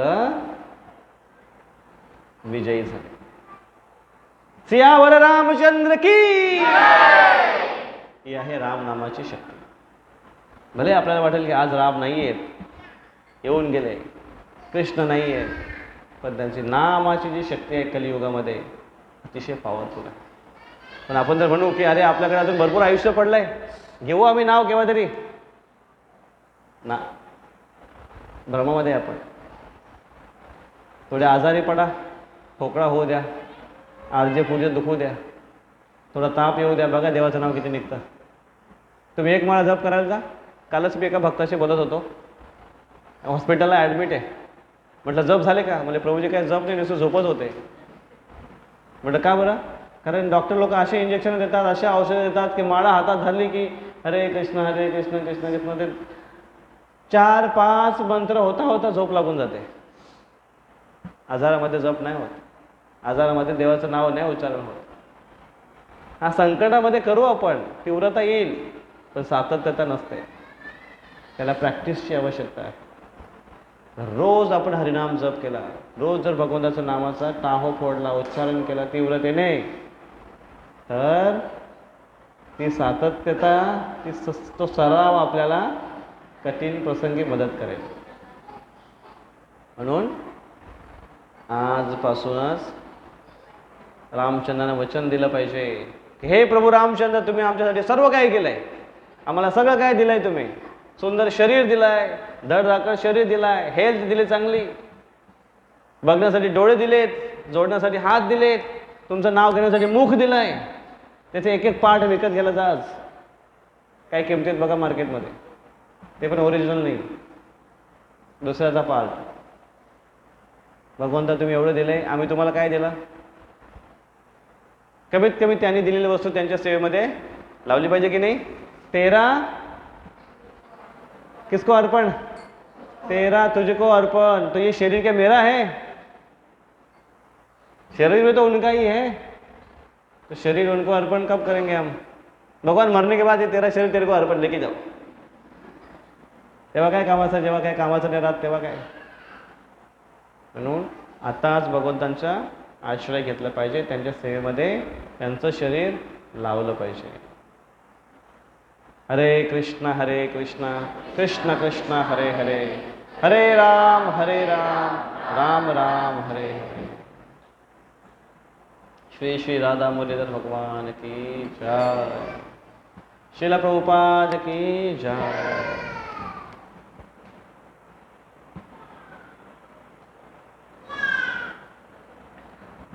तर आपण आज रामनवमी साजरी करण्याचा प्रयत्न केला. इथे कथेद्वारे इथे दर रविवारी संध्याकाळी 7 ते 9 सत्संग होतो आणि सर्वांसाठी भोजन महाप्रसाद पण असतो. इथे सर्व भक्त त्या कार्यक्रमासाठी आमंत्रित आहेत. प्रत्येक कार्यक्रमाला या, सत्संगाचा लाभ घ्या, ही संस्कृती आपल्या जीवनामध्ये उतरवण्याचा प्रयत्न करा आणि इतरांना सुद्धा त्याची संधी देण्याचा प्रयत्न करा. अशा पद्धतीने आपली संस्कृती सर्वांपर्यंत पोहोचेल आणि आपली ती जबाबदारी आहे, प्रत्येकाने पार पाडली पाहिजे. कृष्णा पृष्ठाय भूतले श्रीमते भक्ति वेदांत स्वामी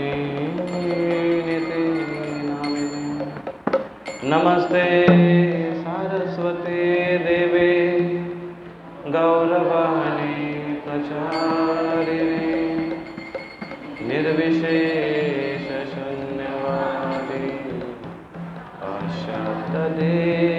देशतारिणे. जय श्री कृष्ण चैतन्य प्रभु नित्यानंद श्री अद्वैत गदाधर श्रीवासदि गौर भक्तवृंद.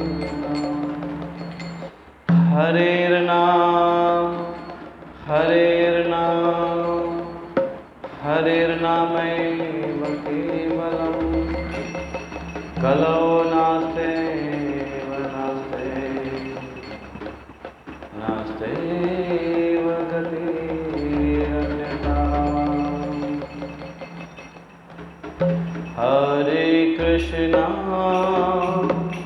Hare Krishna, Krishna Krishna, Hare Hare, Hare Rama, Hare Rama, Rama Rama, Hare Hare, Hare Krishna, Hare Krishna, Krishna Krishna, Hare Hare, Hare Rama, Hare Rama,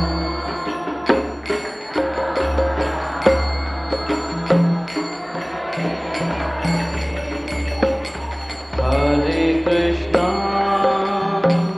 Hare Krishna, Krishna Krishna, Hare Hare, Hare Rama, Hare Rama, Rama Rama, Hare Hare, Hare Krishna, Hare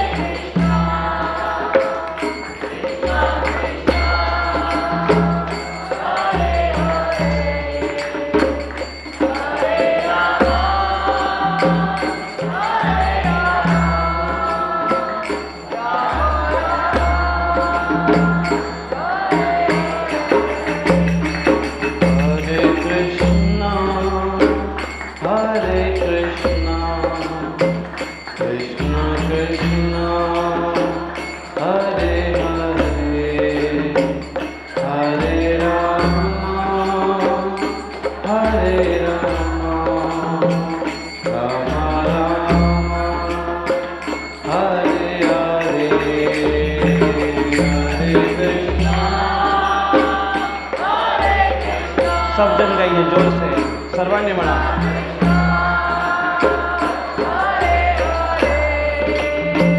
हरे रामा, हरे Rama,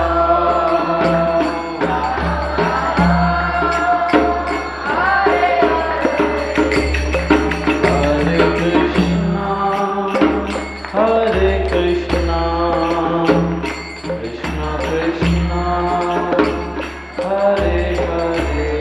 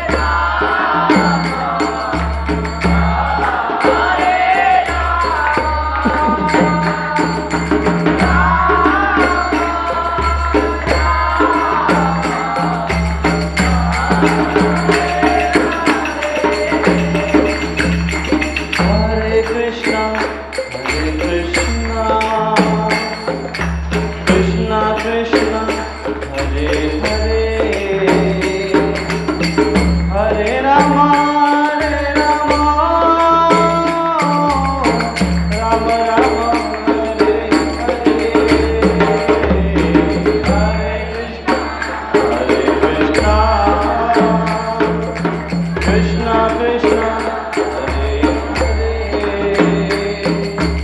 Hare Rama Hare Rama Rama Rama Hare Krishna Krishna Krishna Hare Hare Hare Rama Hare Rama Rama Rama Hare Hare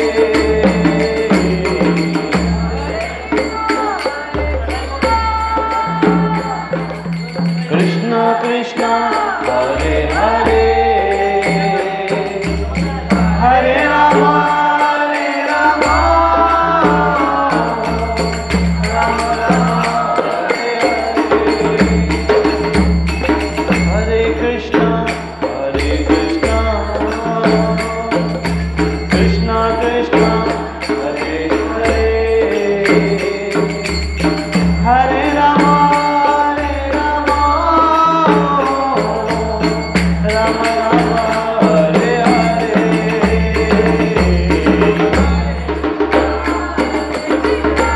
म्हणा सर्वांनी Krishna Krishna Hare Hare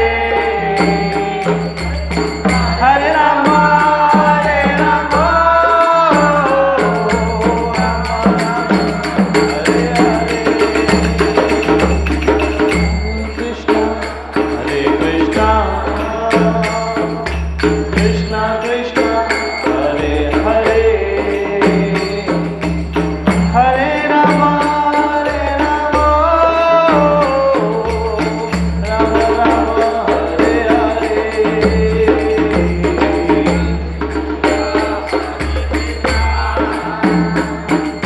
Krishna Krishna Hare Hare Hare Rama Hare Rama Hare Hare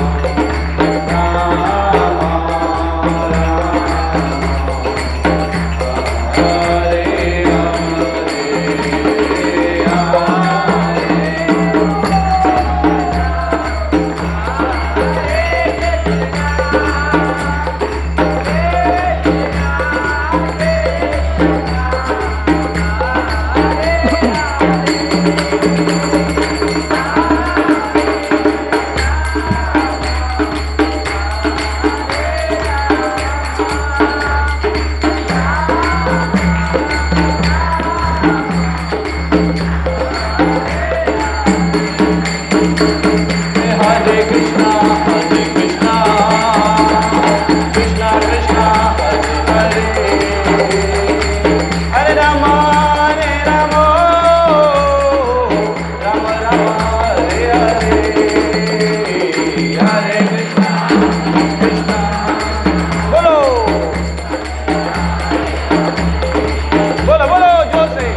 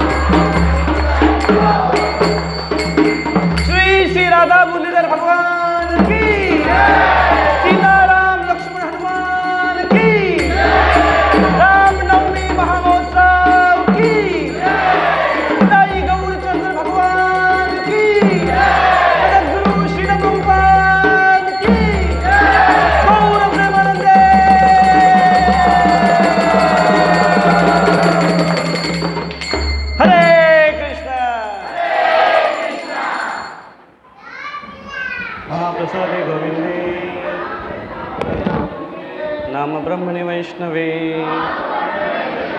स्वल्पपुण्यवतं राजन् विश्वासो नैव जायते शरीरविद्याजा जरेन्द्रियताहिका जीव फैले विषय सागरे तार मध्ये जीवाती लोभमय सुदुर्मती ताके जेता कठिन संसारे कृष्ण बड़ दयामा करिवारे जीवा जा स्वप्रसादन दिलो से अन्नामृत पावो राधा कृष्ण गुण गावो विविधा को श्री चैतन्य निताय श्री श्री राधा मुरलीधर श्री अवर रामचंद्र महाप्रसाद की जय।